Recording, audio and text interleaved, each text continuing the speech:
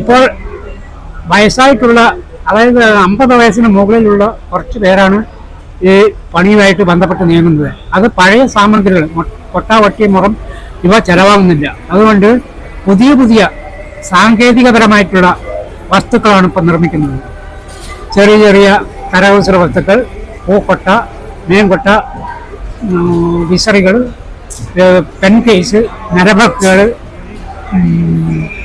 പിന്നെ പൂക്കൂടകൾ, ചെറിയ ചെറിയ കൊട്ടകൾ, ചെറിയ ചെറിയ മുറങ്ങൾ, അതായത് കൗതുക വസ്തുക്കൾ ഉണ്ടാക്കിയാണ് ഇപ്പോൾ ഒരു വിധത്തിൽ ഉപജീവനം നയിച്ചു പോകുന്നത്. പക്ഷേ ഉപജീവനം നമിച്ചു പോയാൽ ഭയങ്കര പ്രയാസമാണ്.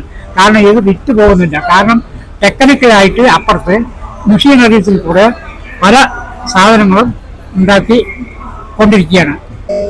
മലക്ക് പോകാൻ ഇതൊക്കെ ഞങ്ങൾ കല്ലടിക്കോട് മലയും പിന്നെ